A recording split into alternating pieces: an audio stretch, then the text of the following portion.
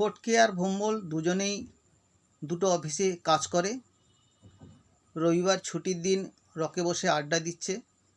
ভোম্বল ফটকেকে বলছে, তোদের অফিসে কোনো মেয়ে আছে? ফটকে বলছে, হ্যাঁ, আমাদের তো অনেক পুরনো অফিস, তাই আমাদের 3-4 জন দিদি ম্যাডাম আছে। এবার ফটকে ভোম্বলকে বলছে, তোদের অফিসে মেয়ে আছে?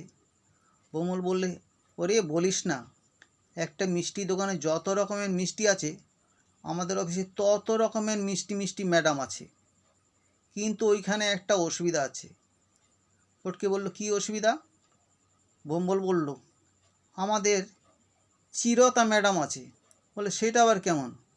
বলে, ওরে বলিস না, গিয়ে যদি ম্যাডামদের সামনে একটু দাঁড়িয়েছি, চিরতা ম্যাডাম বলতে থাকে, তোমাদেরকে কোনো কাল নাই, তোমরা এসে মেয়েদের অফিসের সামনে উকি ঝুঁকি মারো আর মেয়েদের অফিসের সামনে দাঁড়িয়ে থাকো।